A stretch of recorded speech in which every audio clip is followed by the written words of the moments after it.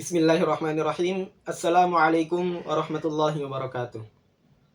Yang terhormat Dr. Kasman, SPDI, MPDI, selaku dosen mata kuliah Psikologi Pendidikan. Perkenalkan, nama saya Zulfikri dengan NIM 24801060.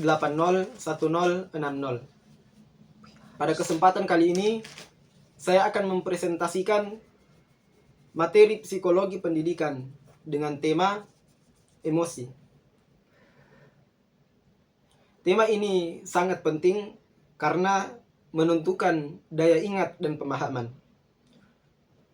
Materi yang dipelajari dengan emosi positif cenderung lebih mudah diingat dan dipahami, dan juga mempengaruhi perilaku dan interaksi sosial. Emosi memengaruhi cara siswa berinteraksi dengan guru dan teman, termasuk kerjasama dan disiplin.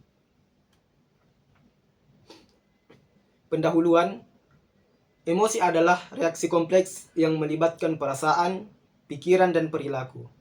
Emosi muncul sebagai respon terhadap suatu peristiwa, dan membantu manusia memahami apa yang sedang dialaminya. Dalam konteks pendidikan, emosi sangat memengaruhi cara siswa berpikir, bersikap, dan bertindak saat belajar. Kemudian, pentingnya emosi.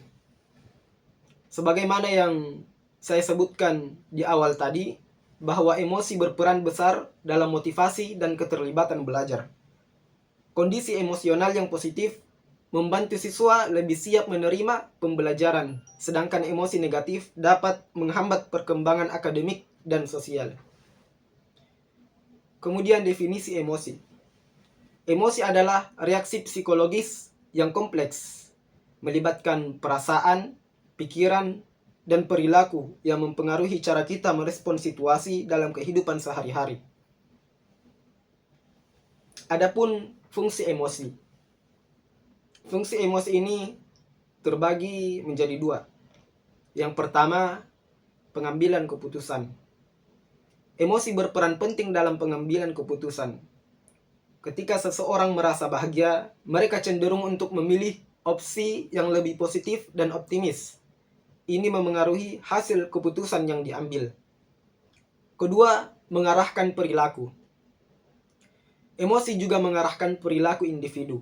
Misalnya, rasa takut dapat mendorong seseorang untuk menghindari situasi berbahaya, sedangkan rasa cinta dapat memotivasi untuk membantu orang lain.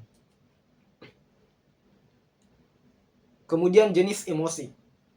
Emosi dapat dibedakan menjadi positif dan negatif. Emosi positif seperti bahagia dan antusiasme dapat meningkatkan motivasi. Sementara emosi negatif seperti kesedihan dan kemarahan dapat menghambat proses belajar.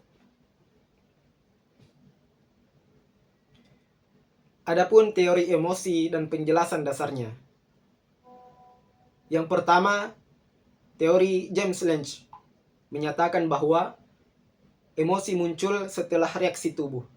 Ketika kita mengalami suatu situasi, tubuh merespon terlebih dahulu sebelum kita merasakan emosi yang terkait. Kemudian teori Kenenberg menjelaskan bahwa emosi dan reaksi fisik terjadi secara bersamaan. Ketika kita menghadapi situasi emosional, otak kita memproses emosi dan menggerakkan tubuh secara simultan. Teori Schechter-Singer mengemukakan bahwa emosi dipengaruhi oleh situasi dan penilaian individu. Setelah merasakan reaksi tubuh, kita menilai konteksnya untuk menentukan jenis emosi yang muncul.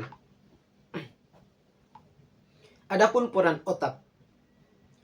Amigdala dan sistem limbik adalah bagian penting dari otak yang mengatur emosi, mempengaruhi perilaku dan pengalaman belajar siswa secara keseluruhan. Kemudian, pengaruh emosi terhadap proses belajar. Pengaruh ini juga terbagi menjadi dua. Ada emosi positif dan emosi negatif. Emosi positif seperti kebahagiaan dan antusiasme, dapat meningkatkan motivasi siswa untuk belajar. Ketika siswa merasa baik, mereka lebih terbuka dan lebih fokus pada pelajaran, yang berimbas pada hasil belajar yang lebih baik. Adapun emosi negatif, itu sebaliknya. Emosi negatif seperti kecemasan dan stres dapat menjadi hambatan yang signifikan dalam proses belajar. Ketika siswa merasa tertekan, kemampuan mereka untuk berkonsentrasi dan mengingatkan informasi dapat menurun, mengganggu proses pembelajaran mereka. Selanjutnya, kecenderungan emosi. Kecenderungan emosi dipengaruhi oleh lingkungan, keluarga, dan pengalaman. Faktor-faktor ini dapat membentuk cara kita merasakan dan mengekspresikan emosi dalam kehidupan sehari-hari.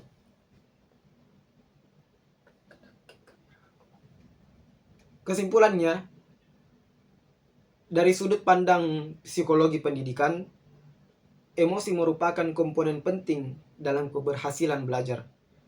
Pengelolaan emosi yang baik oleh siswa dan guru dapat menciptakan proses pembelajaran yang efektif, bermakna, dan berkelanjutan. Demikian presentasi saya pada kesempatan kali ini. Sekian dan terima kasih. Assalamualaikum warahmatullahi wabarakatuh.